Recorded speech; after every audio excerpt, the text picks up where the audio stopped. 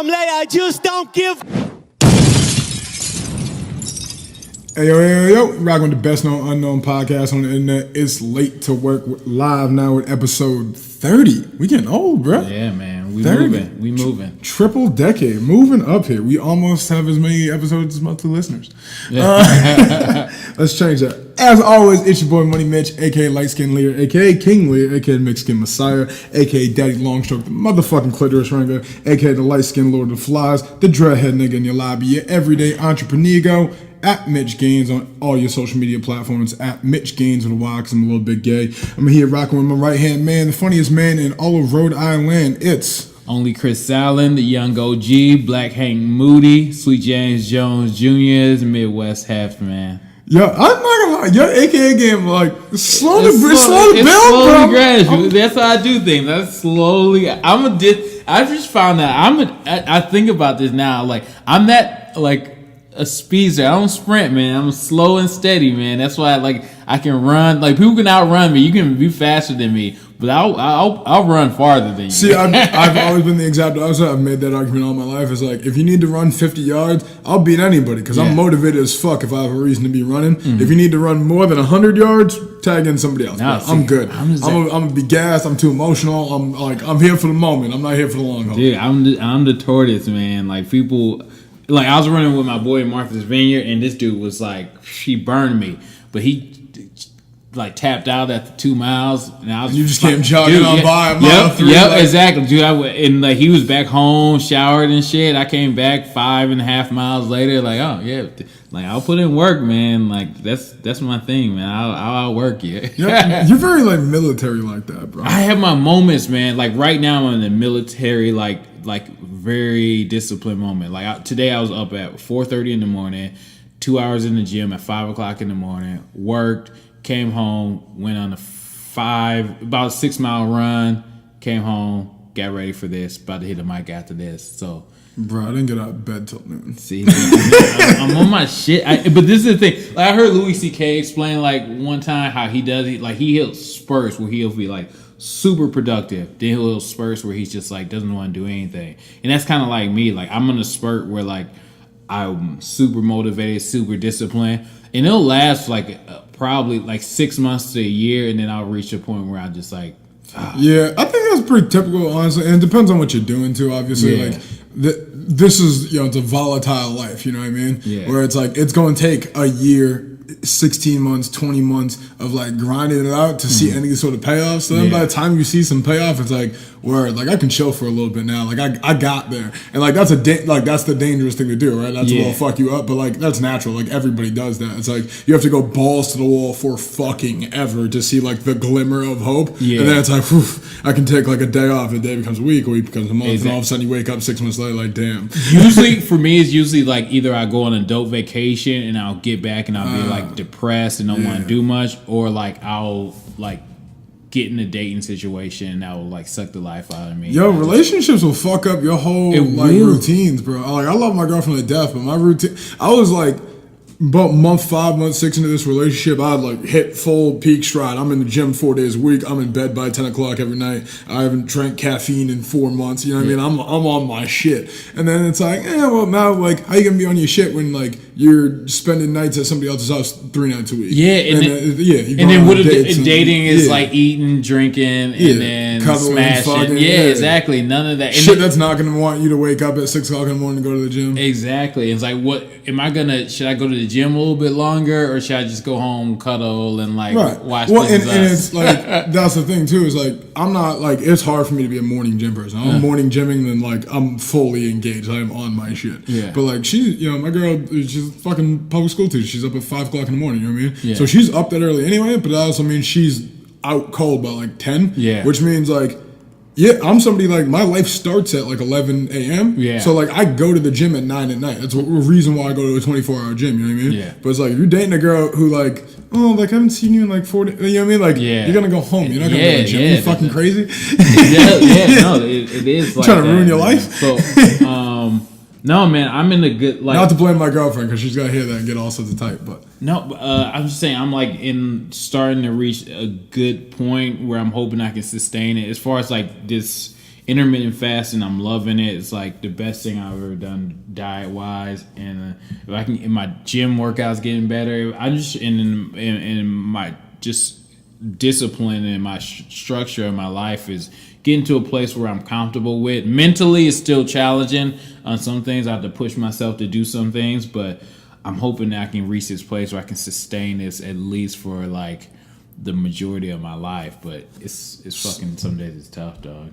So speaking of, turning your life around and getting back on your shit, there's a man I've been rooting for pretty hard for most of my life to turn his life around, and seemingly has. Our boy Johnny Football is back. Yeah, man. I say rooting for him in the cause that, like, I love a good party nigga. I think Johnny Football is a mediocre quarterback at best and probably has no business being in the NFL. However, he's apparently clean and sober now and wants a shot, and there's a lot of teams willing to give him a shot. Yeah, okay. So I was because I'm from Cleveland and I'm a Cleveland Browns fan, and I was hoping for Johnny Manziel when he screwed up, and then he was out in Vegas partying like while the season was still going on and shit like that, and wearing disguise and doing all this, just the abundance of fuckery. I completely was done with him, and then I listened. So our center for Cleveland, Joe Thomas, he has a podcast where he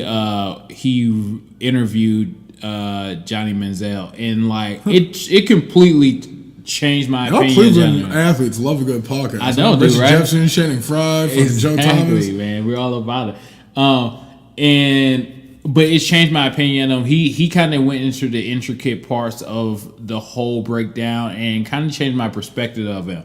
I would love to see him get a second chance.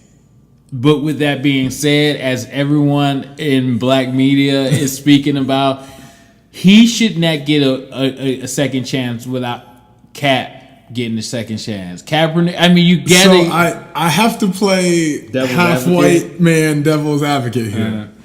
What are the two got to do with each other? That's my only issue with that.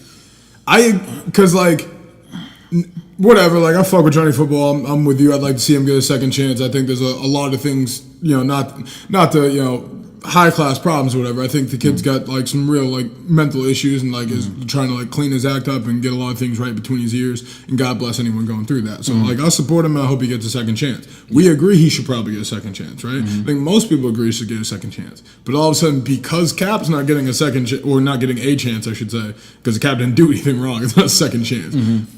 I agree that Kaepernick should have a job, but I don't see what his plight has to do with Johnny's. I don't think it has to do with Johnny, but it does highlight some hypocrisy in organized sports, especially in the NFL. If they allow Johnny Manziel, my heat's about to go off, so disregard it. But if they allow Johnny Manziel to get on a team after screwing up, being actively like using and abusing drugs, domestic violence case. With said drugs. Yeah, get a domestic violence case, and they won't give Kaepernick a second chance, or won't hire Kaepernick for kneeling against injustice that we're still fighting with today. Someone just got shot last week, unarmed. So. No, it just highlights hypocrisy. I don't think it's a tick for tack thing, but it definitely highlights some hypocrisy in the league. And the argument from that side has been, I'm sure will continue to be, it's not about the kneeling, it's a football decision, which is, we all know is a straw man. Yeah. Can you, I mean, obviously you probably followed professional Johnny Manziel closer than I did. Like, unpopular take, you talk about things like all of black media is talking about, like things you're not even allowed to say anymore as a black person. I didn't like calling Kaepernick as a quarterback. Like I thought it was max 1 to 3 more years before the entire league figured him out. And he was one of those guys you can maybe win 8 to 9 games with, but like you were never gonna like do anything serious with. Yeah. And those are terrible quarterbacks to have starting and paying too much money to. You know what I mean? So like from like a football side, like I always thought there is something of an argument there. Now to say he shouldn't be on a roster, period, like backing somebody, like that was absurd to me. But like not giving him starter money, I always at least understood. I understood that too. And I don't think Johnny's as good as Kaepernick though. Well, one I don't think he has the. His game is similar to Kaepernick's, except he's less athletic, smaller, and is 5 years behind. Yeah, but even in his defense, he hasn't been afforded the same opportunity. I mean, Kaepernick had at least 5, 6 seasons. He had like 3 great years and a couple more. Yeah, Johnny had 2 seasons and only one of it where he played more than like a half the season or whatever. Yeah, exactly. And he was put in, and even he won some games, and he had some like sparks of showing that he could perform. But I think that Cap showed more promise, and he went to a Super Bowl. He lost, but True. I guess I say all that to say like. I am more intrigued by Eric Reed, who apparently teams refused to sign until he agreed to stand this year for the anthem. Which he's sending out pamphlets, I guess, to teams. Which is crazy. Yeah, that you need to do that. He's a lifetime Pro Bowler. This dude's been like one of the top 20 defensive backs in the league since he's been in the league, right? Yeah. Like Eric Reed's the man. There's not a lot of debate. Like most teams would sign Eric Reed. Mm-hmm. So that I find that's the thing. Like the Kaepernick thing, like whatever, like. I don't know, like, I see what you mean, like, there's obviously a reason, Johnny Manziel's going to stoke the flames in the Kaepernick thing. Mm-hmm. I think Johnny Manziel shouldn't be back in the league for the same reason I don't think Greg Hardy should be in the league. You know what I mean? But if you're going to let Greg Hardy's back in the league, then I'm not surprised Johnny Manziel's getting another chance. I just think that's a completely separate thing from the Kaepernick issue. Yeah. And the only thing that I can recognize as an issue for NFL teams, if it's not, it's just a money thing. They know once they sign, if you sign them to, let's say, a real red state football team or red city football team, half of that audience, half of their fan base is going to be like, no, this guy didn't stand for the flag. And that's what they're afraid of, is dividing, their dollar. Yeah, and I guess that at the end of the day, we all know that's the hard and fast truth of it. It's just a little sickening to keep having to say out loud and acknowledge. So I guess we can move on from that because Kaepernick's probably not coming back to the NFL. No. And that is bullshit, and there's a lot of other players who are going to be ostracized because of their stances to agree with him. You seen the story about Michael Bennett, right? Where he ran onto the field. Yeah, so Michael Bennett has been charged with assaulting the elderly and like some other thing. So he from 2 years ago Super Bowl, not this past year Super Bowl, 2 years ago in Houston. Patriots win. He's going down to the field. Apparently, he's trying to get onto the field. They say you got to go around to like this other entrance. He's like, "Fuck that shit." Just kind of like, you're a professional NFL player. I'm sure you can bowl over some security guards. Yeah. Apparently, one of the people in this security people working this gate is a 66-year-old like disabled woman, which is a pretty bad look. Yeah. That being said, I'm fishy of any assault charge that comes 18 months later. I'm fishy of that coming on the tail end of all of his political speakings out. His new book just came out, Stuff White People Hate, or whatever the fuck it's called. So it's like, it's interesting to see how all these different pieces of the puzzle are breaking down. I can't see what the truth is through all the fog right now. Yeah. So I'm not going to even speculate. But all I know is it seems like if you're a Team Kaepernick, then your life's gotten significantly harder in professional sports circles.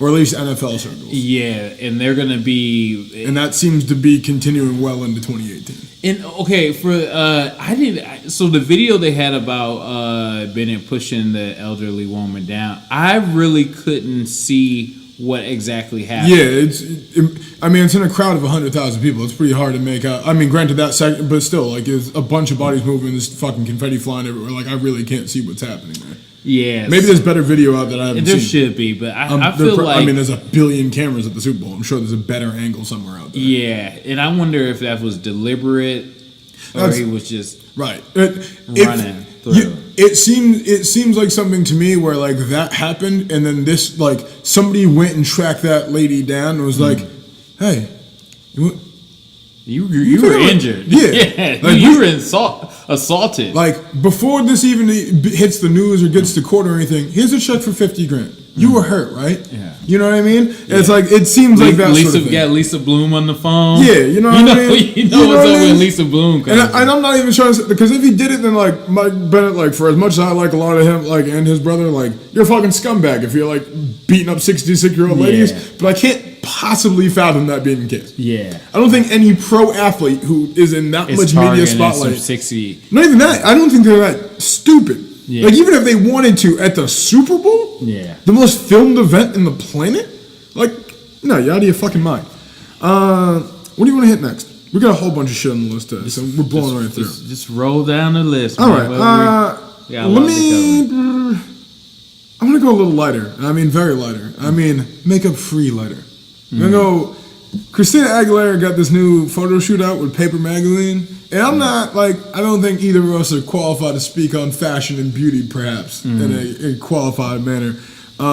But as somebody who obsessed over Christina Aguilera in much of my elementary and middle school years. I was Christina over Britney Spears. I always thought Christina was way better than Britney Spears. I thought she was more talented. I thought she was way better. I thought she was a better dancer, a better singer. Exactly. Christina Aguilera over Britney. And that's not to say Britney don't have... Britney, yo, look, listen. You at the gay club, turn it up, throw on Britney all day over all these... fuck Madonna, fuck Katy Perry, all y'all get out the way. It's Britney, bitch. Like, I'm with it. But nah, like, Christina Aguilera for my 90s pop vibe all day, every day. So, we all know 90s, 2000s Christina, like, blue eyeshadow, 20 shades of color hair, crop top, genie in a bottle. And, like, I love that Christina Aguilera. That's a good Christina Aguilera. Yeah. Then we saw, like, 2004, like, stripped down, like, I'm gonna play beautiful on a piano. And then she got fat for a little bit too. Right? She got like fat and soulful for a minute, like try to get on her like Carrie Hilson vibe or some shit. Yeah, biscuits and gravy. And now that, like, she, first off, these photos look like they were taken 20 years ago. She looks like a teenager. Yeah, I know. Like, it's crazy. How do you go, what's it been, 30 years in the public eye? Yeah. And no one has once seen her without makeup? Yeah. I had no idea she looked like that. I didn't either. And again, I spent like 7 years like following on the early webs like every photo I could find of Christina Aguilera. Yeah, I think the one thing it highlights is like the mask that not only like all of us wear masks and like we create ourselves, we create this identity around us. And then it almost overtakes who we are. And one of the things that she said about, you know, not wearing makeup for this issue of Paper Magazine was that like this is her coming out and just being herself for now and being more natural. She was wearing whoever Christina Aguilera was. I mean, we probably didn't know a fraction of who she really was, and now it's her opportunity to just like take off this mask she's been wearing for so long. And it reminds us that like, look, like these celebrities are just as insecure as we are, and probably even more in most cases because the light is so bright on them and their lives and so forth. And it's crazy. And these are the people who are, you know, influencing everyone else over generations, 30 years of people idolizing Christina Aguilera. And here she's saying, like, no, that's not me.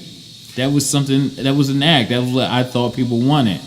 See, I feel that way, but then on the flip side, like, even, like, natural Christina Aguilera is, like, bleach bottle blonde hair, like, perfect, and, you know what I mean? It's just, like, part of being a pop star is being the presentation. Mm-hmm. So it's always interesting to me when pop stars decide, like, I'm going to give you that look behind the scenes, but, like, you know that's inauthentic. Yeah. You know what I mean? It's impossible to be a quote-unquote authentic pop star because we don't want you to be.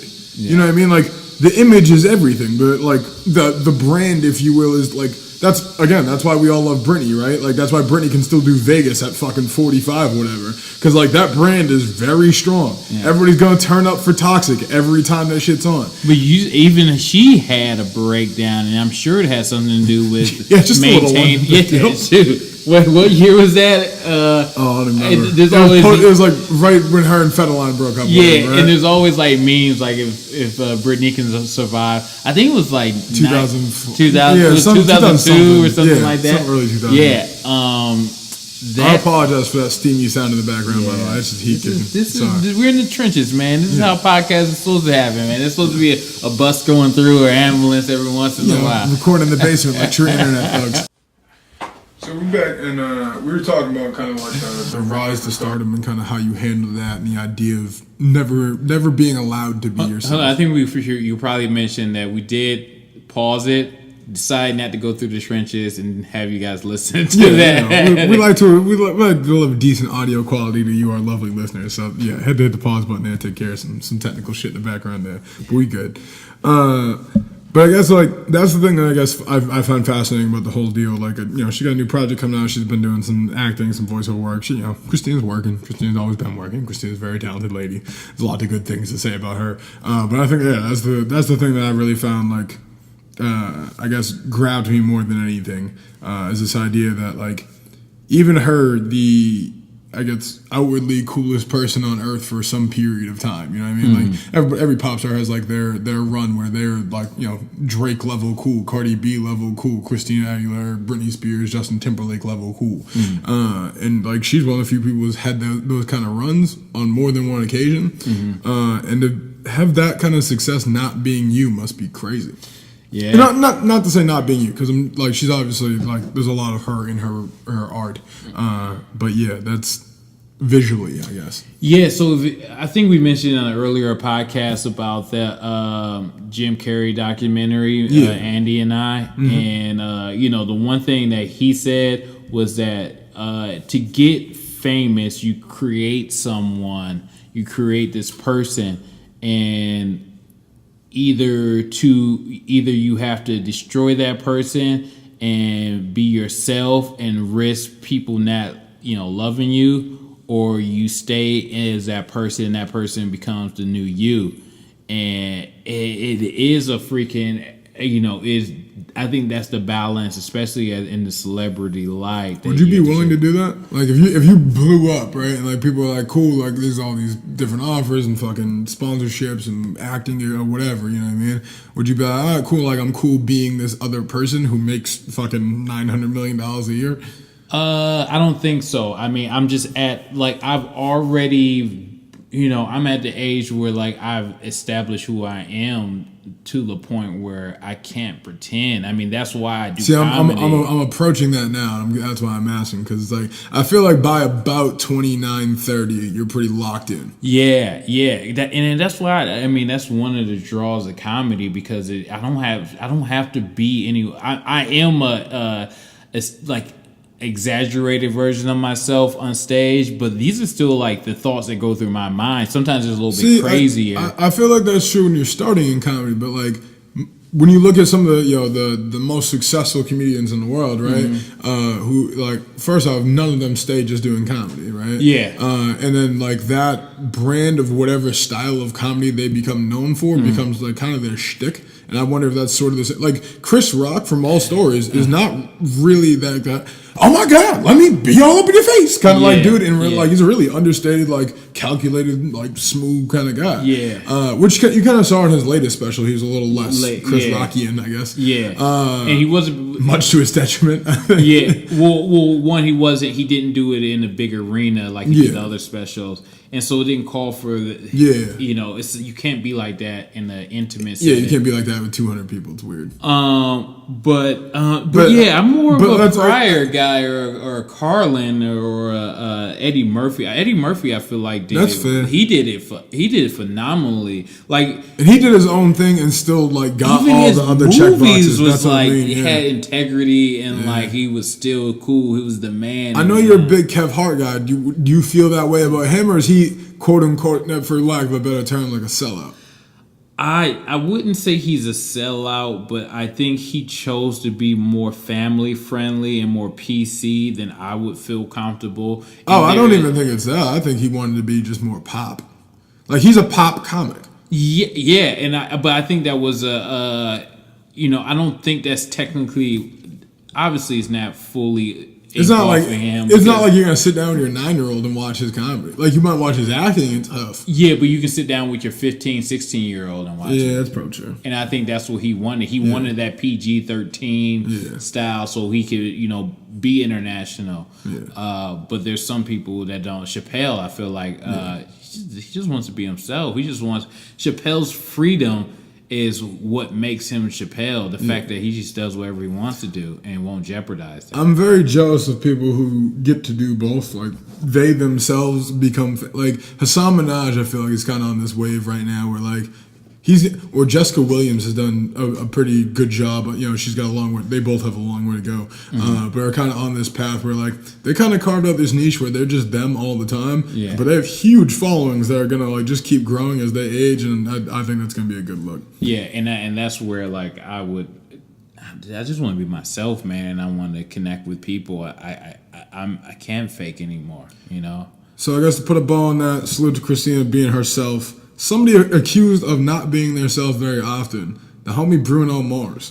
I know we meant to talk about this a couple weeks ago. We didn't get a chance to fit it in. There's been a lot of hot takes in the past few weeks about it.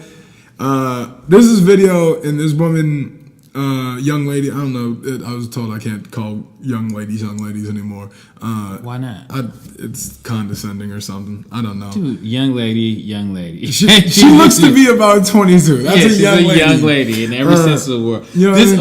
I might be wrong. She could be like a grad student. I don't know. She seems to be in college by the look of it. Just a young lady. Yeah, okay. Or old lady. A lady, a woman, a scholarly female, whatever she likes to be called. I don't know her name. I probably should be better research and do that. But there's this video going around, and it was talking all about Bruno Mars being a cultural appropriator, and how Bruno Mars,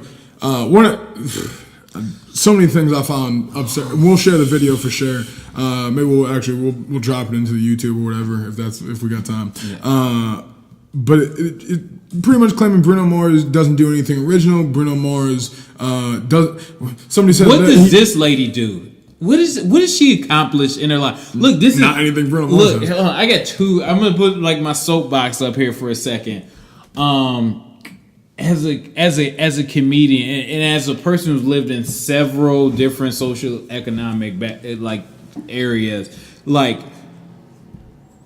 Please, everyone, shut the fuck up. Like, please, why is everyone wants to be like a victim nowadays? Like, how you break down walls, whether it's race, gender, the way you break down and become equal is allowing yourself to, not being so offended about everything. Like when you're around, and I learned this.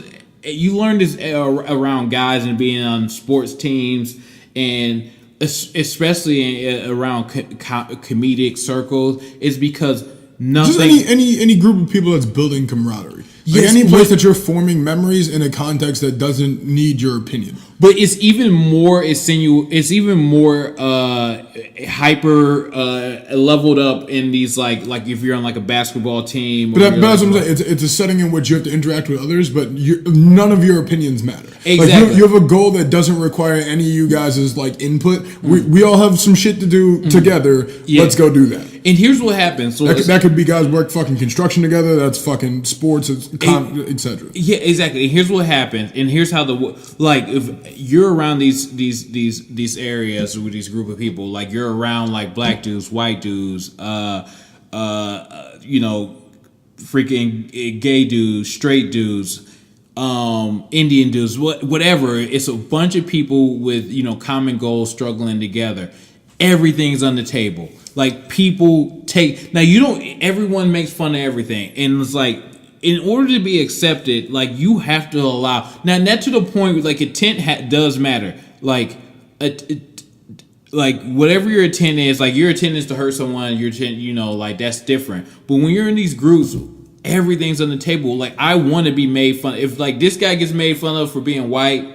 And that guy gets made fun of for being Italian and Muslim. I want to be made fun of like about black stereotypes and so forth. I don't care. It's on the table. It's like when I'm like open to that. Now if it's like something that's like whoa, that's out of hand, then like yo, chill out. And then like the line, but you can't like everyone offended. Like culture is one of these things that has to be spread. Like how you can, there's not in America is a melting pot. How are you gonna say someone's culturally appropriated? Her argument was, and I find there to be some truth in this, but I also, to your point, I don't necessarily know the genesis of it or like where the line of demarcation is to be. She said, America, mainstream America, white America, if you will, prefers their black culture from a non-black face. I do think there's truth to that. I think and that gets to a whole debate about colorism and why we favor light-skinned people. You know what I mean? Like, but then again, like, not for nothing, like, take Chris Brown. Chris Brown, tragically flawed individual, right? Setting aside all of his indiscretion, Chris Brown, one of the most entertaining people I've ever watched. As a dancer, as an actor, as a charismatic figure, as a singer, he's an entertaining guy. Yeah. Jamie Foxx, you know what I mean? And it's like, they got a point. There aren't a lot of dark-skinned people we put on that same pedestal. There are hardly any light-skinned black people we put on that pedestal now that we're starting to gravitate more toward Latin influence. And so you have Bruno Mars, who fills this perfectly racially ambiguous role where, like, he gets to pull from all sorts of different cultures, and I get why that aggravates people. But that being said, you don't get to be mad about that if my man is, like, citing his sources and like, there's been this whole conversation lately we talk about in black media, right? Surrounding Tekashi 6ix9ine and the idea of checking in, right? Bruno Mars be checking in with everybody, dog. Bruno Mars don't put out a single without checking all the references by everybody who had something to do with it, calling all the producers, calling calling niggas from fucking Motown Records and be like, hey, like, I'm using this sample. I want to make sure that this album really, like, culturally fit with what I'm trying to deliver on this album. Like, my man pays more homage than anybody in the industry. But like, what do you want him to do? He's making hits though, like right. And to that point, he's making hits. The argument that his hits aren't original hits drives me nuts. It's not like he's out here like line for line, like he's taking, like, his whole album is New Jack Swing for sure. Like, his last album, whatever. Like, that's obviously not like his own original sound, but it's not like he didn't write new original lyrics and come up with new original performances and put on a new original tour in like 90 fucking cities. You know what I mean? Like, the dude is, like, again, putting out hits. He's entertaining as fuck. Like, he's putting out hits, and like, music speaks for itself. So like, regardless of where it's coming from, like, he's putting out hits. So if someone who else is making that music right now? That's what I don't understand. If there are, then why? Like, and I get it. Like, there's a machine that makes Bruno Mars in front of all of us, right? But like, I have a tough time believing the reason Bruno Mars got on is because he's racially ambiguous. Did it help? For sure, but he also has a shit ton of talent. Dude, this guy's like 3 foot tall too. Like, this dude doesn't. I mean, he's no lady killer. He looks. Like, he is though. He's the lady killer in the mold of Prince, nigga. Yeah, like that effeminate lady killer. He ain't killing like Prince, but I'm saying that, like, I'm gonna be as effeminate as fuck, but still like be dripping swag. That's Bruno Mars. I want to know what this young lady's done. Like, you need to, like, I don't want to hear from you unless you've done something successful. Like, did you? I don't know. Dog, like, don't say that. Nobody should listen to this podcast. At least, the thing is, you're negatively criticizing someone, like, and saying that still holds. What has this young lady achieved? Like, is she a music? Is she just a cultural opinion? Why are we like? Dude, it's everyone's a viral video maker. Yeah, everyone's just content maker. She's a creator. Everyone is just in a rush to like criticize someone else that's not doing any. Like, I'll criticize. I feel like people are in a rush to, like, and I'm glad I'm not super black, because black Twitter don't listen to me anyway, because I just get slandered. But I feel like black culture nowadays is very reactive to anything that isn't 1,000% black. Yeah, you know what I mean? Like, Bruno Mars is part of the culture, dog. Like, I'm sorry to inform y'all. Like, he's been part of the culture. He ain't going nowhere. He's, like I said, he pays mad homage. He's cool with mad people. He's made records with mad people. He puts on great performances. Like, my man does a lot of things well and very little poorly, to be honest. Like, what's he a bad look for? Really? Nothing. You know what I mean? He's trying to put people on in Atlanta for next year's Super Bowl. You know what I mean? Like, he's tapped. Like, there's nothing bad to say. Yeah. And that's my issue with it. It's like, all sorts of bad people out there to go after. We got plenty of niggas to hate. Pick one. We talk about bringing in the punch bowl all the time. We'll make a punch bowl for y'all with all the niggas you can pull out random names and dig up some dirt on and find some reason to hate them. Ain't nothing wrong with Bruno Mars, dog. Yeah. Leave the nigga alone. Yeah. To this I guess we can't call him a nigga anymore because he's racially ambiguous. Dude, he can be. What's he? He's like Filipino, Puerto Rican, and Jewish. I guarantee he gets called a nigga. He's still my nigga. That's my nigga. I just want to retire nigga in 2019, maybe. That might be a thing. Pause this for a second. I'm gonna turn off my. So I mean, that pretty much puts a bow on the whole Bruno thing.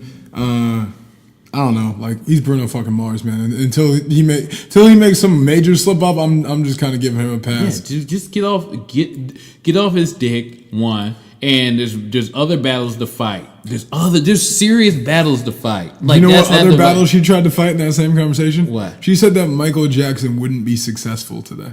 Dude, she's a complete idiot. You even dropped Michael Jackson. This is undeniable classic.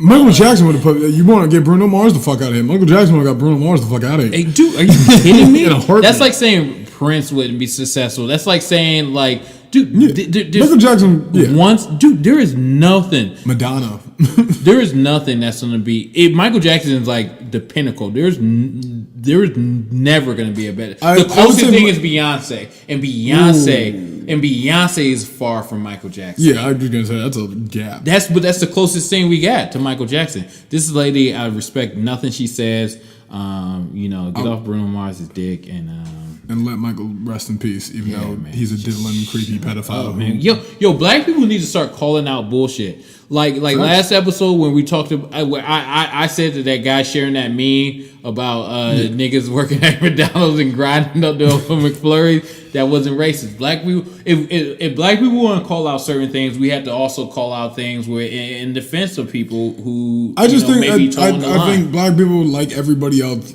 in the past 2 to 3 years, have just completely lost sight of the idea of context. Yeah, man. You know what I mean? Like, not everything that uses the word nigga is like racist. Not everything that uses an image of a monkey is racist. Not everything that shows a slice of watermelon is racist. Yeah. Sometimes watermelon is an appropriate thing to put in a film that is set in the summertime at a cookout. You know why? Because everybody, including niggas and niggers and crackers and Asians and everybody else who's ever tasted fucking watermelon is like, yo, it's 95 degrees out. You know what I would love? A refreshing fruit that both quenched my thirst and filled me up with joy. Fucking watermelon. It's not hard to find. Maybe pineapple if you're down in South America. But you see what I mean? Like, things aren't racist. Yes, something instinctively. And everything, like, people need to be like toughen up a little bit and like look at a tent and then and pick your battles, man. This. Sorry, I thought you said look at the tint. I said you have to look at like the tint of the person before acknowledging. I was like, nigga,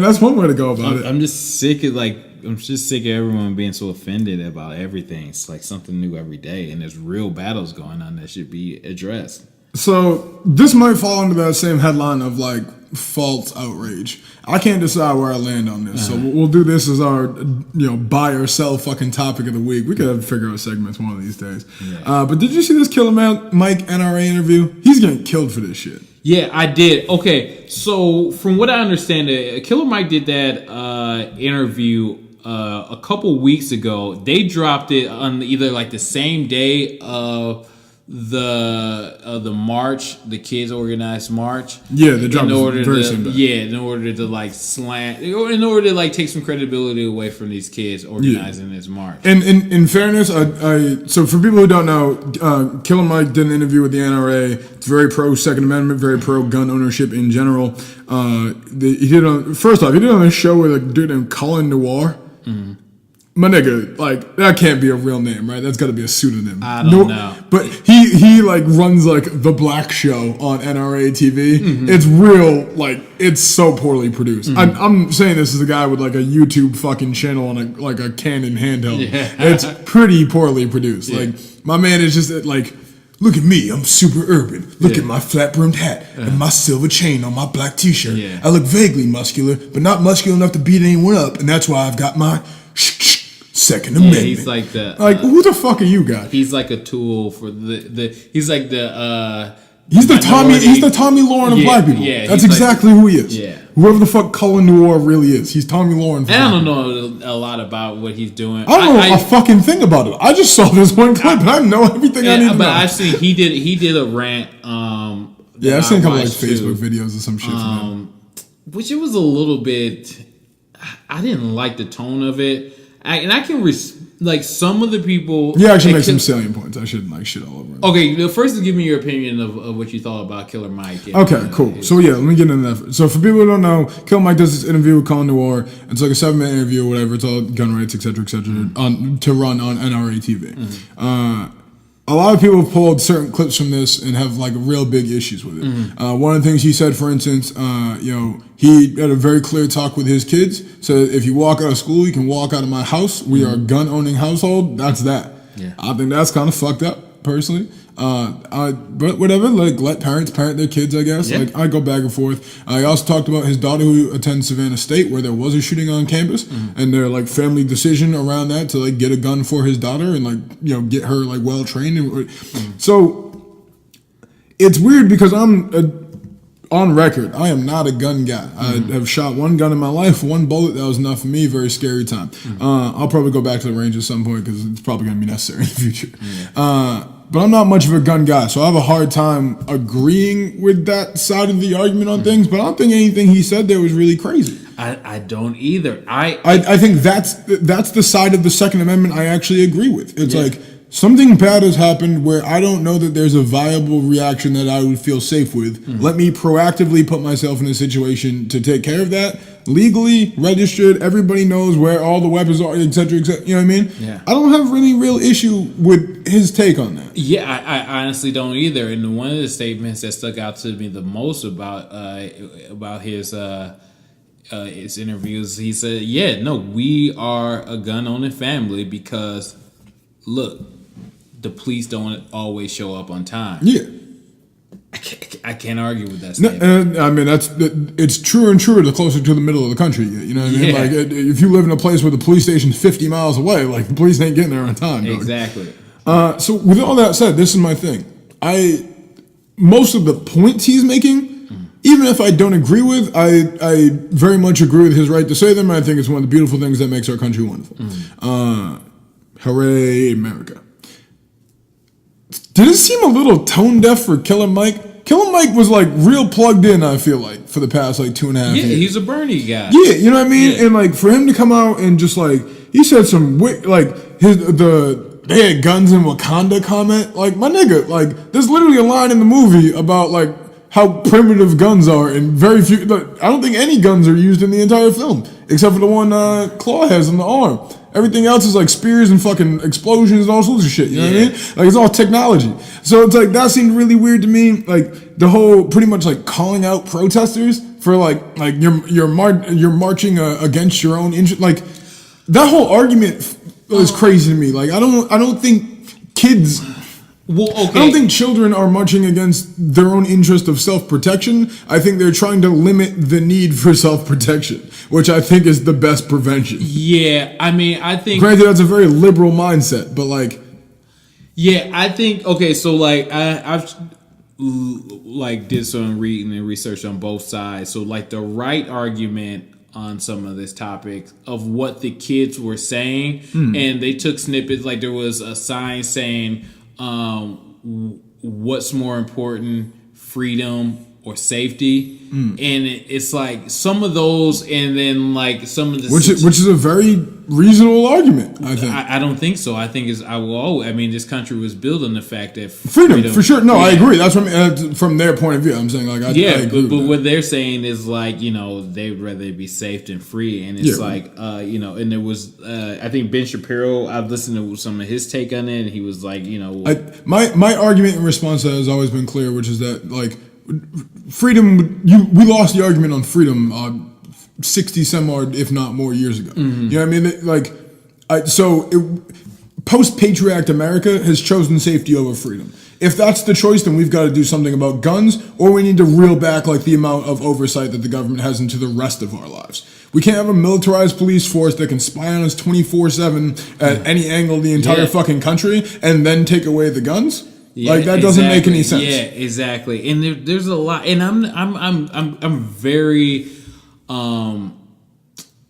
I'm not sure where I stand on this. Like, obviously, I don't like the ideal of, we do need some kind of regulations. I don't like the idea of these shootings continuing to happen. We do need some kind of regulations. We need to definitely enforce the regulations that we have on hand, because even in this last shooting, like, there was failed, like, things were failed in the system. You talking like, about Parkland, or this one in Maryland a couple weeks ago? And this one in the Parkland. Like, right. This guy, obviously, a lot of people failed, and this kid should have been, committed. Yeah.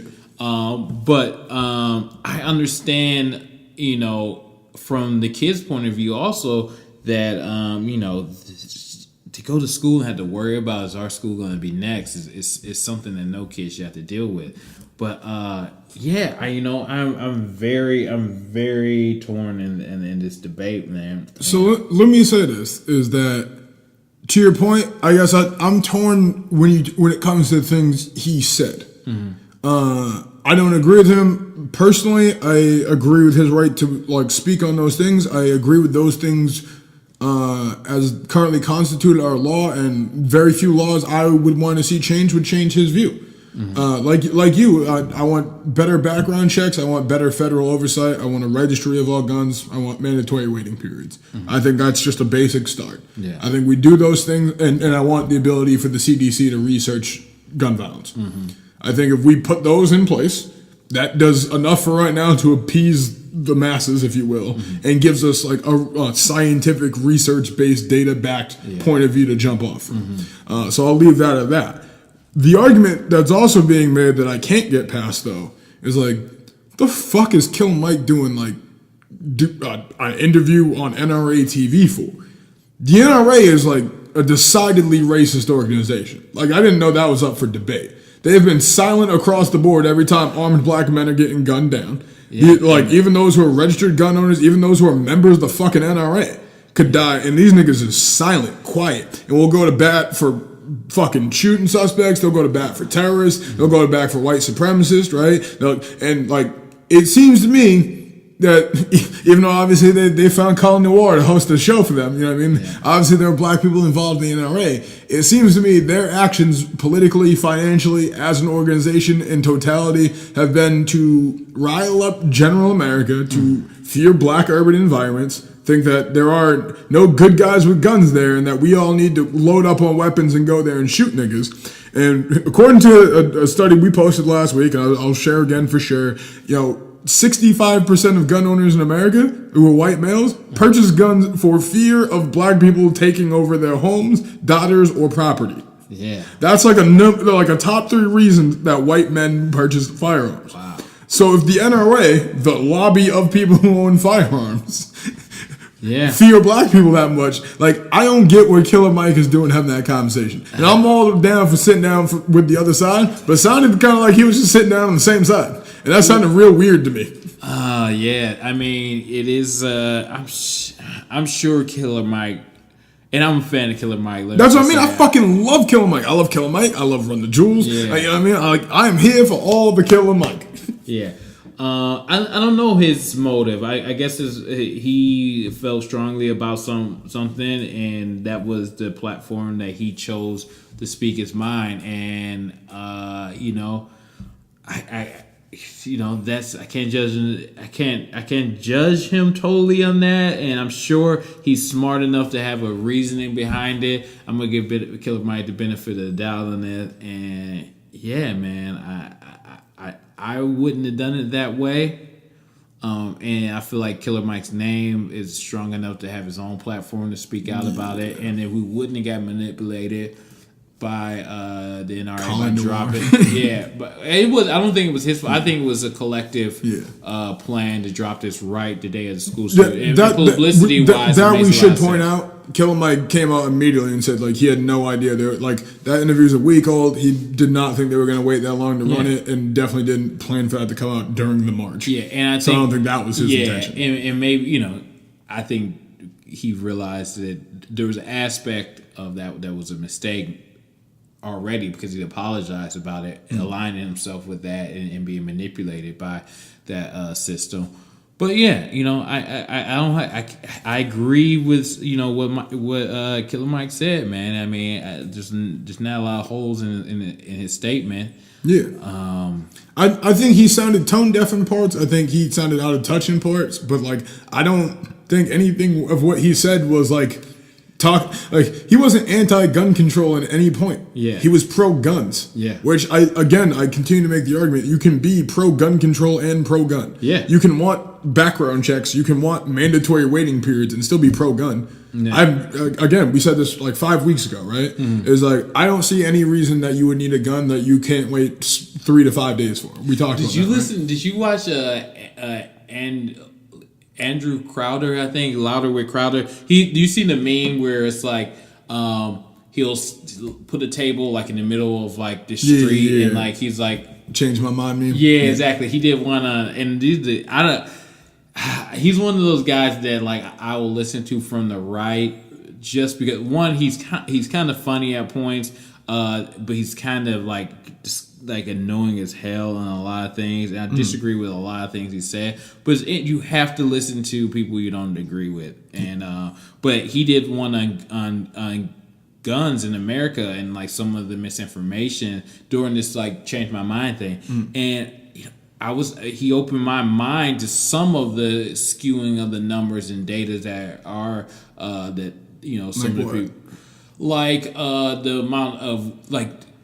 I can't remember exactly, but like the amount of like gun deaths around the country. Like one of the things that they mentioned that there's like some like 90 people die for gun death or something like that, and I think like a large majority of it are suicides. It doesn't mean it wasn't a gun death. Yeah, well, like, yeah. As somebody who often contemplates suicide, I can tell you access to a gun would mean I would be dead right now. Yeah. And it's a lot easier to make that decision than it is to throw yourself off the top of a building. Yeah, but still there's a debate that, like, if someone's, like, if someone really wants to kill themselves, like, that's my point, is most people who commit suicide by gun didn't really want to kill themselves. This seems like that might sound like a hot take. I don't know, man. I would have to look at the data. Here's the thing: is like when you're in a state like that, when you're in like an overly emotional, manic state, or depressive state, and you're like, "Fuck this!" Like I'm ending this shit all. Like you're making your plan of how you're gonna kill yourself. A lot of those are elaborate fucking plans that have a bunch of steps, and you're doing that mentally so that you have enough steps to check in. Hopefully, you or somebody else around talks you out of it or stops you from doing it. When you have an immediate step you can take, there's no in between. You know what I mean? It's like a kid who learns how to tie a noose so he can hang himself, right? Between the time he learns how to tie a noose and the time he hangs himself, does about 15,000 other things about prepping for that suicide. When you have a gun that's just like in a drawer in the fucking living room, and you decide you're having a shitty day and like, fuck this shit, and you can just pull out the gun and pull the fucking trigger, you might have not felt that way 4 hours from now. Yeah. You know what I mean? And if you spent 4 hours sitting on the top of a building calling everybody you fucking knew and like crying your eyes out and writing your fucking suicide note, that's a lot of time to think before you pull the trigger. Yeah, but I think that has to be separated from like violent attacks. Yeah, that's fair. Yeah. I agree with that. And then so another thing you just mentioned, and like a lot of people like try to use, a lot of people will use like Australia, and like. And there was a skewing on the number about like the number of attacks in Australia, and based on like gun violence, and then like how it I forget I'm gonna misquote them, but like it really the violence has not been changed much by them outlawing guns according to his figures. Just watch the video, guys. It has a lot of details that I'm gonna butcher if I just go off of that's fine. Throw it up on social because I'll share it from our pages and shit, because I'm curious about that, because like I've spoken to a lot of, like, I don't have a ton of friends down under, but like I got like 5-7 friends over there, whatever, and like all of them have told me like that it was like a drastic shift, especially ones who like probably close to like your age, maybe a little bit older, and like have kids and were like around back in the 90s where teenagers in the 90s have like at least been adults to like live through that. I'm curious to see the numbers because culturally apparently it's much different. But I've always wondered that even about like Britain, right? Like they got rid of guns. I don't know if the murder rate went down or just violence by guns went down, obviously, because nobody had guns, right? For all I know, there's, people, I was listening to somebody the other day, it's like, you can't joke about stabbings in Britain because like that shit's like a real problem. Over here, you can joke about because niggas get stabbed every day. We're all worried about getting shot, right? But that's my point, right? Like you can't joke about gun violence here, but over there you can't joke about knife violence, so maybe people get stabbed at the same rate they used to get shot. I think there was something mentioned about that too. That just seems unlikely to me. As Chris Rock points out to us, 300 people got stabbed. 90 or like 297 y'all deserved it. Like that's just is what it is. But I'll share that video on the site and you guys can check it out. And give Let me ask you this, because this is the other thing about the gun control debate that's come up a lot, I guess, in the Killer Mike take. It's like, are oppressed populations working against their own interest, arguing for gun control? Like, is there a need for the minority, marginalized, whatever populations to have access to arms for like survival's sake in a lot of cases? Like, we all know cops will come shoot you. You know what I mean? We all know your racist neighbors might come for you.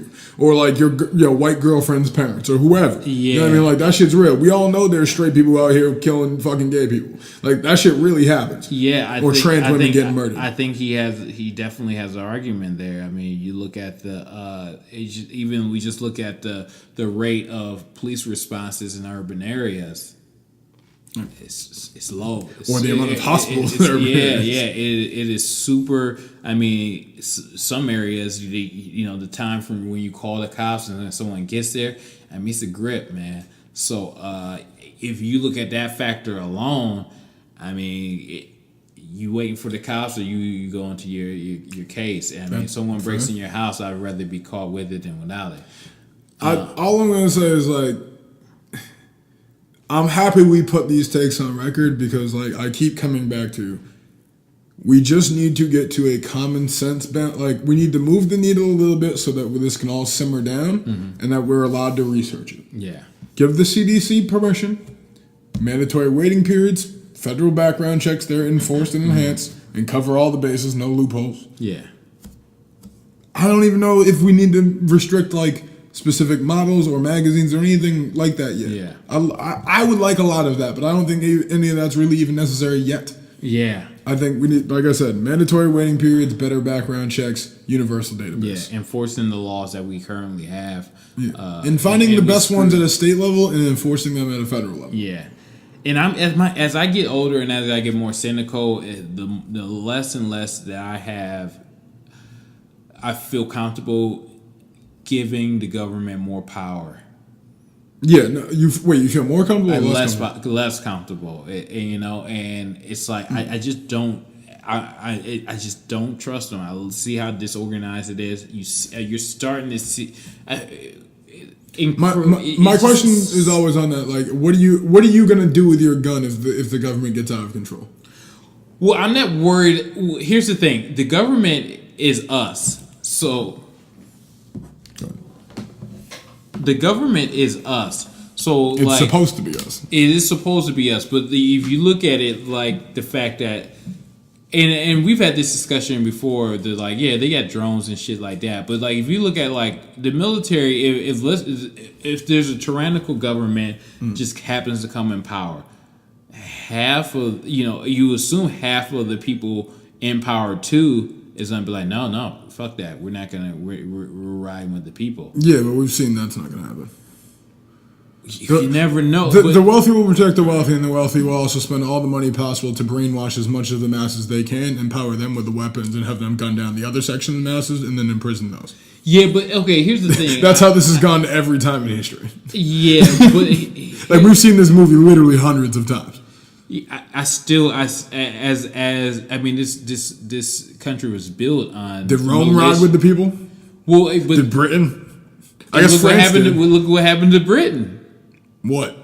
They get beat coming trying to we colonize America. They tried to enforce it and got beat by militia. Yeah, but I guess what I'm saying, I was more referring to like the older British Empire that still ruled all of Europe. They lost their overseas colonies in a literal world they didn't know existed previously. Yeah. But still dominated most of the rest of the world for the next century. Yeah. But and then continued to be one of the world's powers consistently, still to this day. Yeah, I mean... Never one-sided with the people, dog. You know what I mean? That's what I'm saying. Like, the monarchy is still in power. Yeah, well, the monarchy is still an influence, even though they've established a supposed free government. Yeah. Think about that. I think as far as American is concerned, is that I'd rather be able to put up a fight than just being like, yeah, no, we'll just. So I'm with you. I'd like to think at least half the military or like decent people would side with the people, and like we'd have vigilante tank drivers like scooping up niggas off the streets, like come on, let's ride and put together the militia. I just like, and I always think that like someone said that it's like people should not be afraid of the government. The government should be afraid of the people. Yeah, and the gun argument is you are giving away a little bit of that power. True. Although, but I think we gave away, to my earlier point, I think we gave away a lot of that power with the Patriot Act. You gave away that power when you gave away access to all of the information about you, because if everyone has that much information on you, they can manufacture a reason to get you out of the civilian population. Yeah. Every single person on the planet has done something that we could find a way to imprison you for at least 5 to 10 years for. Yeah. That's true of every person out here. Mm-hmm. So once you've given that up already, as soon as you piss off the government enough, they'll just get you out of here. Yeah. And they have been. There's a few rare exceptions, like Edward Snowden is still tweeting from fucking Moscow, wherever the hell he's staying now. Yeah. You know what I mean? But there aren't a lot of those dudes. No. Like there's a lot of people down in fucking CIA detention centers that you don't know exist yet, who once were American citizens and just fucking disappeared. Yeah. You know what I mean? I still think that.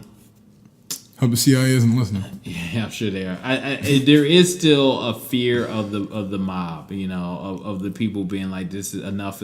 I mean, I think that's why, I hope so. Yeah, I think that's why a lot of things, a lot of tactics are used by the government and political powers to separate, poor people. Do you think Trump's administration or Trump specifically is scared of the mob? Because I think that's the only reason the Stormy Daniels thing has legs. It's because he wasted so much energy and time and campaign funds and whatever else trying to keep her quiet because he was scared of what the mob might do. And if anything has been proven to me in the past year, I don't think this would have ended up mattering. If this story came out and he'd never paid her, I think he was fine. I still don't think it matters. I think everyone knows he's a scumbag. I think the only go ahead, sorry. I think the only thing that will change the opinion of the mob, of the people, is if there is evidence that confirms her statement that he sent someone to threaten her and her kid. That's proven. If they can prove that she was paid by his campaign funds. Yeah, exactly. So that's why I think that it's an important story. My point being, I think he was so fearful of what the mob, greater American population would think of him is the only reason he paid her, obviously. Right? Like, is to keep that story quiet. And because he was worried the people might turn on him.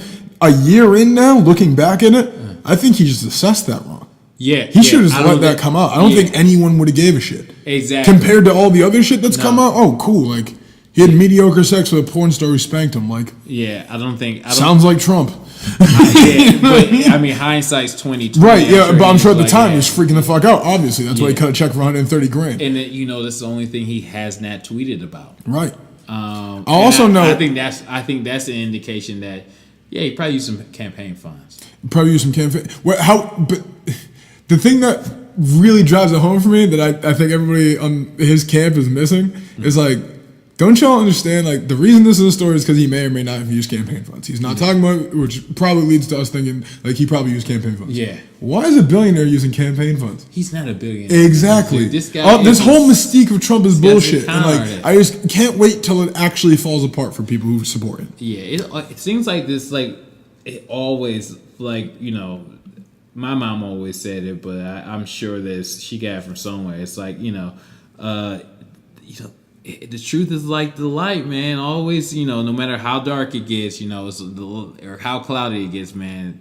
What happens in the dark, it's always gonna come through, man. So he's a con man. He's gonna get exposed, and I hope that's not true. I did a lot of shit in the dark, bro. It comes out, especially, man. You see, especially nowadays. I don't know. You guys are familiar with Adam 22. He's No Jumper. Yeah, shout out to No Jumper, bro. Okay, now after this statement, shit. I guess so. He signed a deal. It's as soon as he announced that he signed a label deal with Atlantic, I think. That sounds right. Him and Berry cool. Some girl people online started exposing him for allegedly raping this girl. Oh shit! And so he denies it, and then posts the email of this girl, him and this girl corresponded. The thing is, this happened when she was apparently. He was 22 or 20 something like that, and she was 16 or 17. And she flew. I guess he flew her in to LA. Bro, you can't fly out teenagers, dude. Yeah, never. And, the crazy thing is in the letter, she was that night we just did anal, and then I went to on some I'm gonna keep my virginity, fuck me in the ass type 16-year-old shit. I thought that when I was reading it, but then she was then I went with Frank, and then I came back to your house, then we did it, and it's wow. But what's crazy about that too is apparently one of the reasons I fuck with Adam 22, I heard him on I'm a big fan of Guys We Fucked. Everybody knows that. I've said this on this podcast many times. Him and his girl were on Guys We Fucked, and they were talking about their open relationship, and they bring other people into their relationship all the time. And so when Lena the plug, so it's I feel their relationship is such that I don't know what you I wouldn't think you had. He's obviously got side hoes, but it's obviously you had a few, and it's all what are you doing? Fucking, I don't know. That's weird. Allegedly.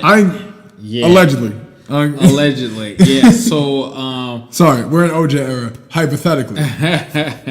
But so from reading it, I went down the wormhole reading all this because I like Adam 22's freaking podcast and I don't even like his podcast so much as I like him as an interviewer. Yeah, a lot of people he interviews I think are terrible interviews. Yeah, all these fucking SoundCloud Zanhead rappers. Yeah, but I think he's a really good interviewer. Yeah, and he asks the questions you want and it's and but I mean. It's from everything that he even showed as evidence. Yeah, don't look good. I mean, she was 16. That's what I mean. You can't share an email with a date stamp on it, and then she shows her ID. Yeah, that's curtains for you, dog. Exactly. Yeah. Well, I mean, there was no ID, and I'm saying she's got an ID. She's got something that proves her birthday. If you can prove the date of that email, then that's that. And that evidence was not. Everything else was just was allegations and so forth. Her ID is not out there. Not yet. Yeah. And so salute to Adam 22. I hope you stay up, dog. But that don't sound good. Yeah, but it's confirmed. He did have sex with her. So if she, maybe a little statutory. But I've said this for a long time. Under 21, and this is gonna be again. We need the misogynist drop. Let me back away from the mic because I'm controversial. I feel under 21, I can almost still understand it. You still in high school, you have a 4 year age range, right? So if you're 20 and you got a girlfriend who's a senior or junior in high school, or something I can wrap my head around that. If you're 22, 23, 24, and you're fucking 16-year-olds, Brody, nah, fam, and someone's will the age of consent in Canada is 16 or something like that. It's but it's happening in LA. Yeah, you know what I mean? You shouldn't have flown to LA. You should have flown your ass to Vancouver, nigga. Yeah. Get a hotel. Here's my thing. There is apparently No Jumper's not doing that well. Yeah, there's just too many girls of age to be right. Even if that's what you're into, there's a girl who looks like that at 18. Exactly. Bro. It's not. Come on. And to fly one out when you live in LA, that's a little. Let me. Did you have more on that, or should we segue? No, we can. I think I had it. But I'm just saying that's just like as you rise up in popularity. I was just gonna say that people will pull shit and find out shit. Oh yeah, so. That's. If I'm ever famous off this or anything else, I'm up there, I'm fucking trending or something. Like, listen, whatever you've got on me, call me first. I will give you whatever bag you want that I can afford. I'll give you whatever plug you need. Like, just don't take my shit to the masses, dog. I got a lot of hush money that we can figure out. It's cool. I mean, it's clout. It's the clout chasing season. Everyone wants to do their interviews. I've got no clout. You get no clout off my name. Yeah, once you can maybe get a deal on the bag. You pop. Exactly. So what I was gonna say is, if you are in the market for hiring a specific type of lady for your enjoyment evening, one of the best places to go to used to be my beloved Craigslist personal section. Were you dipping into there? Not to pay, but I've definitely been in Craigslist. I've been all over Craigslist. Let me first say that it's like I bought like 9 cars on Craigslist. I've got like 8 different jobs on Craigslist. Yeah. I found a place to stay when I was on vacation on Craigslist. I stayed with a woman I met on Craigslist. Had never even spoken to on the phone. Had never seen a photo of. I had a place lined up to stay in Seattle. It fell through the day before my flight. Found this lady on Craigslist. Hit her up. We had a phone call while I had a layover at the Minnesota airport. She picked me up in Seattle. How did you find her? Whatever section that was like fucking. There's some section of Craigslist where it wasn't like the rental section. It was like one of the community sections, like one of the discussion section. I just posted an ad like, hey, like I have this trip to Seattle planned. Like I'm flying out in 24 hours. Like my place fell through. Like does anyone have a place like I can rent for less than $150 for the week? She $125. She drove me to and from the city every single day. She made me breakfast every day. Word. She did my laundry for me before I left. Like washed, dry, folded, and packed my shit for me. Jeez. Like nicest lady in the fucking world. So Craigslist is a wonderful place. Like I said, I got mad cars from there. I've met a lot of cool people from there. However, Craigslist personal section, real sketchy. Because it seems like that's just where all the hookers are at. Oh, yeah. Well, most of the hookers are on Backpage, but there's definitely still plenty on Craigslist, too. And that's part of it. So Craigslist shut down their personal section because of an anti-prostitution bill that went through in California, essentially putting responsibility on websites that enable prostitution and possible human trafficking. As a sex-positive person, like I think it's a little discriminatory against sex workers. Like, where your line falls on that varies whoever you are. But Craigslist was pretty much like, we can't run the risk because we're just going to be getting sued every fucking day because we know there's hookers on our website. Exactly. But it's really a scary thing because it's like, well, now what happens to them? Like in 2018, when you take prostitution offline, like you're only going to the sketchiest places of the outdoors. You can't be like a street hooker anymore. Yeah, I wonder what... Not most of the places. What do you think happens? I mean, Backpage for sure. But I thought the Backpage got taken down. Oh no, I mean, no. Okay. It's changed a lot, but it's still up. Okay. So they're just Backpage just on running the risk? For the time being, at least, we'll see what plays out because this law takes effect in like a couple of months. I think it hasn't gone into effect yet, and I think that's part of it is Craigslist doing it almost as like a protest move to like argue against it. So I'm curious to see where it lands. But in the meantime, I guess RIP to the Craigslist personals. Have you ever Craigslist personaled? No, I never. Never? No, man. I've like my friend was like told me like, hey, go on there and just read the shit. So like I would go on there and like read shit like that as like. Those are hilarious. Yeah, but it's like the best of Craigslist section is fire. I never went on there like soliciting. Oh no! So I should remember. Did I solicit or did I just respond? Because I definitely have responded to something. I've responded to plenty. I think I've solicited once or twice, like hammered at like 3 a.m. And how'd that work out for you? I always wondered,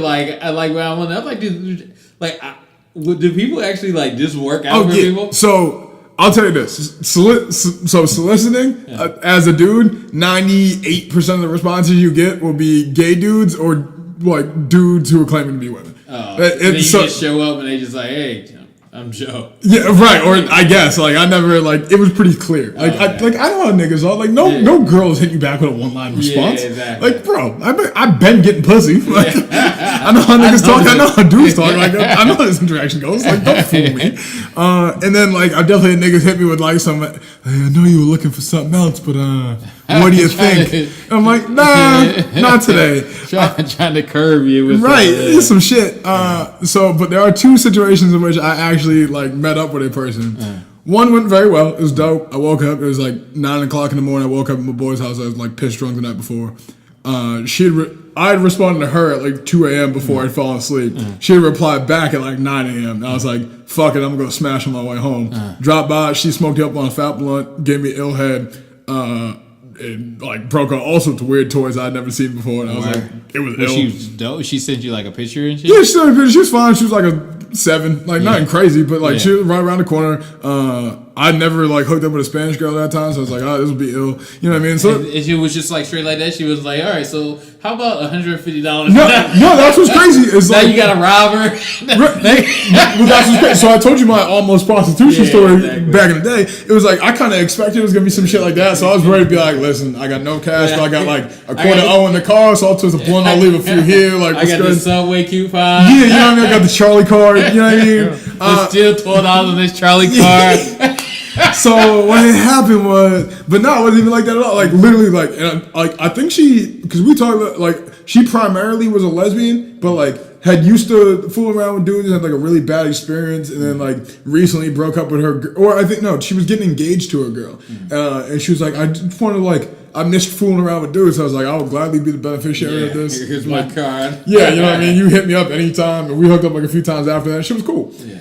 The other time, though, was very much some like... Precious was waiting for you. Not only is this bitch like a 5, right? But like, I got in food poisoning like earlier that day. Oh, and you blew up her bathroom? Nah, bro. So... I'm going in the city. I eat like some Wendy's or some shit on the way in the city or whatever. I'm chilling at my boy's house, whatever. We smoke some blunts, play some video games. Whatever. I'm like 20. This is the typical like dude shit, right? Yeah. And so I'm feeling kind of like I got like bubble like, damn. But, yeah, but I got plans with this girl already at like 3, so I'm like, fuck this. Like I'm definitely going. You know what I mean? So I'm like, all right, cool. I feel like shit. So I scoop her up. It's like 3, right? And we're gonna go smoke a blunt or whatever, go hang, and then probably go back to her place. So we go smoke a blunt. Annoying things girls do when you first, like hood rat bitches do, I should say. I don't even want to say girls because this is a hood rat bitch thing to do. You get mad about the amount of weed that I smoke you up on. Check box A. Oh, she was like, this is not enough? No, like we smoked like 2 blunts and then she wanted me to give her weed to take home. Like I'll smoke out anybody. I'm not stingy with the weed, dog. Like I always got it. Like it's cool. Like my connect game is strong as fuck. Like if I ain't got it, I'll make a call for you at the very least. You know what I mean? Like it's all Gucci. And were you like? You said she wasn't that good looking or what? She was like, not really. No, she was like, it's dark. She made me like a 5 or a 6. I'm high, so I'm like, all right, cool. I'm gonna roll with it. Yeah. But we just take it like this is some hood rat shit. We're gonna go for a burn ride and then go back to her place. I'm smash them, I'll leave, right? Yeah. So we're going like a burn ride, whatever. Then she started like doing the I'm broke, but I'm gonna complain about being hungry, so you offer to buy me food shit. Now she wants a snack. Yeah, because we got the munchies, whatever. So I take her to McDonald's, like hood rat nigga do. Flex on them. Got my cheat card. Right? You already know what it is. We ain't treat no hoes around here. Get you some other dollar menu. So I mean, like I like 4 French fries, and it's a wrap for me. Like I am done. It is pouring buckets outside, like monsoon type weather. I'm like, fuck this shit. So we're like 5 minutes back to like close to her dorm, and she's like, oh, like you want to come? I was like, honestly, like nah, like I'm cool. And she got tight. Like one thing, men out there, like I tell people all the time, one of the great experiences of being a queer male is like I get to do this to dudes all the time, so I'm practiced at it. It's way more fun to do to women. Say no once in a while. Yeah, it's amazing. I told you last week, I ain't even gonna put Shorty on blast, but it's like, how good does it feel when some shit's just like, oh my god, I wanna fuck you so bad, I'm just like, I'm cool. Yeah. You know what I mean? Like women do that all the time. I'm sure ladies out there know what I'm talking about. That shit just feels good sometimes. Yeah. So I'm just like, I feel like shit, I'm sick, I've already wasted money, I've already smoked you out, I've listened to you complain about like everything that I've done for the past hour. Like, I'm good. Yeah. So I'm like, cool. She's shouting at me, whatever. I'm like, bitch, like, close my door. I'm leaving. I'm sick. I'm out. So I'm driving home. My windshield wiper snaps off. So now I'm just scraping metal against my windshield because it's a monsoon. Like, I can't, like... Not use them. Yeah, you know what I mean? So I'm, like, grinding in my windshield. I got $400 worth of fucking glass damage now. I'm about to fucking throw up. And all of a sudden, I hear this fucking phone ringing. Like, she left her phone in there? The phone must fell out of her pocket, some shit like landing on like my passenger side door. So I pull over, I dig shit out. I'm like, oh shit. I look FedEx that shit to her. Nah, I literally seen it. I was like, cool. Put it down. Stopped ringing. Drove. Like 10 minutes later, it starts ringing again. Right after that, repetitive, like 12 calls. I was like, man, fuck this bitch. I just roll out the window, threw that shit out in the middle of the fucking freeway, nigga. Wow, and she sent me like 40 fucking emails. You stole my fucking cell phone, you fucking piece of shit. Like, you bum ass nigga. I was like, bitch, this is a Metro PCS Blackberry. Get the fuck out of here. I stole your cell phone. $40, you can get that. That's what I mean. Like, get the fuck out of here. So TLDR, that was my Craigslist experience. I got no head. I ended up paying for fucking McDonald's for a bitch I didn't know who yelled at me about how much weed I smoked her out on, broke her cell phone, and then puked my brains out in a gas station. Yeah. Like, thank God it was raining because I just washed it all out. Thank God they removed those ads from Craigslist. Yo, for real, right? So, fond memories, man. I'm gonna miss Craigslist personal section. Yeah, I haven't been there in a while, but 20-year-old Ratchet Mitch was definitely doing all sorts of weird shit on the internet. Mm-hmm. And that's what I mean by some things will come back to haunt me when I'm famous. Yeah. That girl was gonna find this story. And then I'm gonna get arrested for like petty theft 12 years from now. She's gonna say you did some shit to her. Please, oh God. I've had plenty of questionable experiences, but that was not one of them. Told that bitch to keep it all the way moving. So RIP Craigslist personals. Soon to be RIP Facebook? Question mark? I doubt it. I think Facebook is too entrenched in their personal lives right now, and they own MySpace. They own Instagram. So it's like so I've seen delete Facebook trending all over the internet. Right, Facebook apparently has lost $70 billion in revenue in the past 7 days. Like advertisers, sponsors, all sorts of people pulling out. Now, like, that's crazy to me. Yeah. But if anyone can withstand that, I guess it's fucking Facebook. Yeah, it's Facebook and Google and Amazon and Apple. They can take L's. Yeah. But I keep seeing delete Facebook trending, and everyone else see posting that shit. Not only on Facebook, but then I'll see niggas leave Facebook and be like, I deleted Facebook, I deleted Snapchat, fuck all this. If you need to get in touch with me, find me on Instagram at... Yeah, I'm like, my nigga, it's the same company. Exactly. Do you not think they're taking your data? Yeah. Why? Because there's less data in your fucking photos than there are on your posts? It's like, dude, Facebook was never safe. It was right. From the get-go, they were mining your data. So that's their entire, like, what do you think makes them valuable? Exactly. We were idiots, dude. Like, I thought everyone just knew that. Like, yeah. As soon as you sign on, you're vulnerable. They're mining your data, they have your information. When they stopped making it optional to allow permissions on certain apps, that's when I knew it was over. Yeah. Remember back in like 09, maybe 2010, 2011, an app would come up and be like, allow or deny, access your contacts or whatever, right? Yeah. And you could hit deny and still use the app. Yeah. And then you stop being able to hit deny. If you hit deny, the app would close. And be like, right, cool, you must allow to continue. Yeah. And everybody would just hit allow because we want to be on Facebook or fucking Instagram or whatever the fuck we want to use. Yeah. What the fuck do you think you were allowing them? Exactly. No one ever thinks about it. Now, did you read the little, allows your contacts, allows your photos, allows your conversations, your SMS? Like, you've gave them permission for all of this data. You can't be mad now. Exactly. And like getting off now... What's it gonna do? Late. Right. Like I said, all the things that are gonna come back to haunt me are on Facebook. All you gotta... I'm giving out way too many instructions. Niggas gonna dig this up on me sooner than I want to. But, I don't... my only thing I can think is looking back at the MySpace era and remembering I thought MySpace was untouchable too. And granted, I was young and naive and that was a different age of the internet. Mm-hmm. But, I always wondered when Facebook came along and deaded MySpace, how long it would be until Facebook died. And it seems impenetrable now, but I wonder if it really is. There has to be something in place to replace it. And I've seen something like that. Vero was starting to trend for a little bit. And people were hopping on that, but then it came out that their owner was like a super dirtbag or like this super... Yeah, because Zuckerberg's not... Yeah, well, at least he doesn't... He still has that, he looks like a little kid to us, so it's like... But something about that baby face and ginger hair, bro. Like, you can get away with a lot. Him and Michael Cera be getting away with anything. Exactly. But I just think that I think there has to be something in place. Whoever does do that, and because Twitter's in trouble too. They keep on But that's because none of the next generation uses those. Like kids who are 13 don't like have Facebook. and stuff, yeah. They're on Twitch, they're on Instagram, they're on Snap for a second, then they left. They're on like VSCO, whatever that shit is. They're on Musical.ly. You know what I mean? They're on YouNow. They're on all this shit we don't even use. Yeah. You know what I mean? Like, dog, like somebody was like trying to put me on the other day, whatever that VSCO shit is, and I was like, "What is this?" And it's like, no, like everybody uses this shit, or how everybody uses GroupMe for texting now. Yeah. I was like, I worked with a bunch of 22-year-olds. They all put me onto that shit. I was like, yo, like what the fuck have I been? I thought I was like up on TikTok. You know what I mean? Yeah. Nigga, I still use Slack. Apparently, I'm old. I don't know any of that stuff. So, but that's what I mean. It's like it's generational. So it's like the same way we all thought MySpace couldn't possibly die, right? Yeah. And then all of a sudden, just nobody 7 years younger than us used it. That's how it died. And that's Facebook's the same way. Nobody who's 14 uses 15 uses a Facebook. Why would they? Yeah, it's not mobile enough for them. It needs to be instant. They need to be live all the time. They can do all that shit on Instagram. That's why I think Facebook's not going to mind so much. Like they're trying to reinforce Instagram so that it can replace Facebook. I think. Yeah, I think that's the end game. Well, it's at least a buffer. I think they still want to use. They're totally different. I agree, but that's why I think they're like.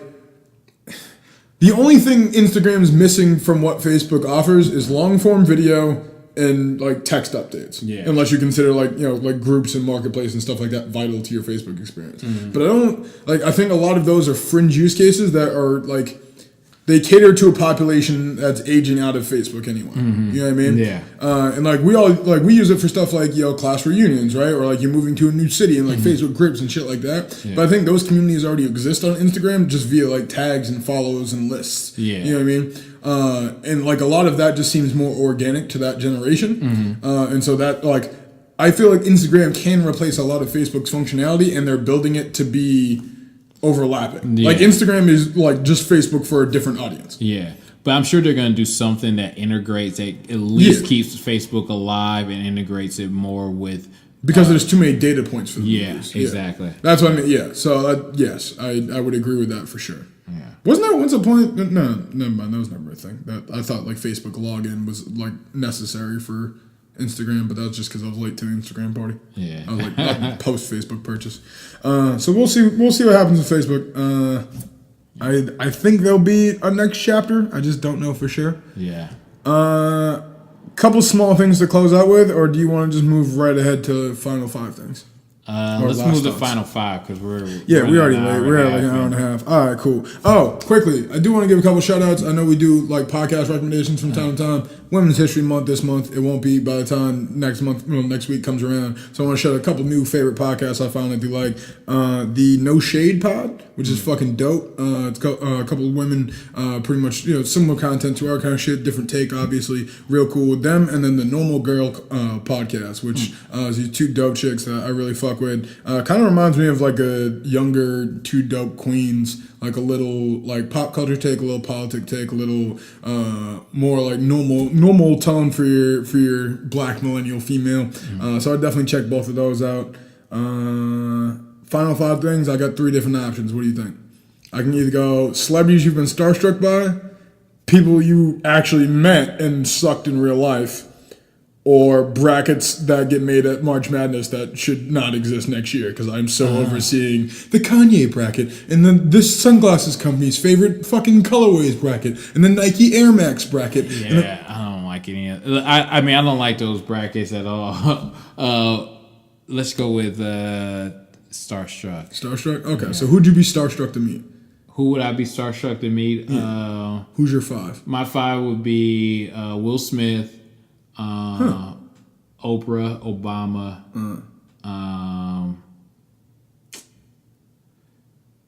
Let's see. Probably. All right. This is kind of like churchy, but like TD Jakes. Like, really? Yeah, he's a G. I'd be starstruck to meet him. And then, probably Michael Jordan. That's a fair list. Yeah. Jordan's tough. Yeah, probably.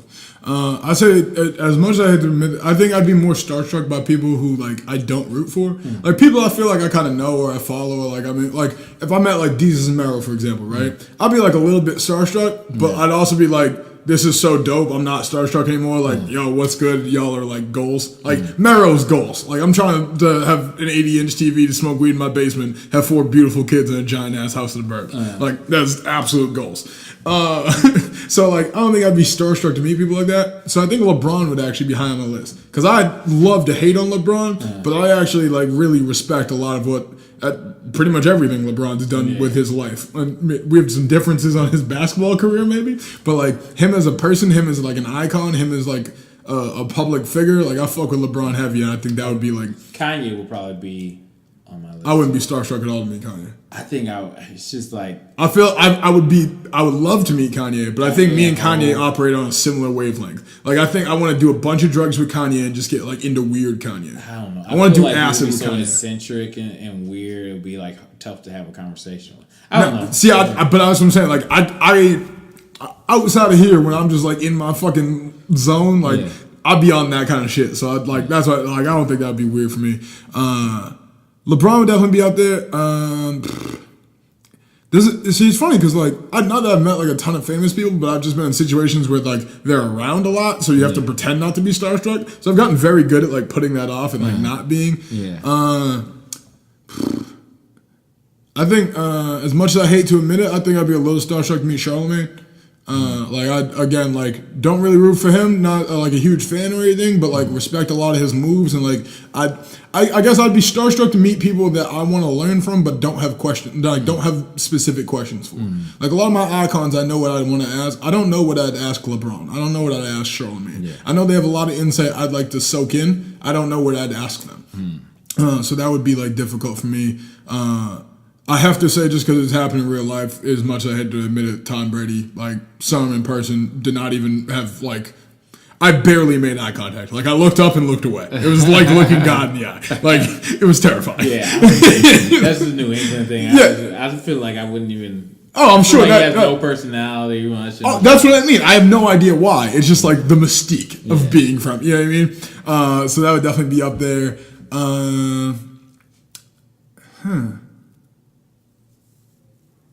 See, I have like weird. I think I'd be like hella starstruck to meet like Jamel Hill. Like, even though I think she'd be like real chill, like down. Like, she just like sit down, buy you a coffee, or whatever, and like hang out with you. But like I would be like, especially women and black women specifically are so good at. You said Oprah earlier. It's like the starstruck like vibe with Oprah is that she's disarming, and I feel that way. But like most like iconic black women will sit you down and disarm you, and then like have you on like your heels against the ropes in like half a second. You don't know how it happened. Okay, finish yours and I'll tell you about mine. When I didn't know we were giving backgrounds. You sorry. Background on everyone. My fault. No, all right, cool. I'll throw my last two, and then I also agree with you on those last two. I'd probably go Oprah and Obama. Yeah. Here's the difference. I don't really get starstruck around people. But the reason why my list is be like the closest like starstruck, because these are people that are like influential, and I feel just their essence to being around they have done and accomplished so much and have influenced me so much. It would be a reflection of what I should have done. Aspire to, What I should have done. The times where I should have gotten up and went on that run or read those books or studied harder. These are the people that did it, and these are and being around them and having that conversation.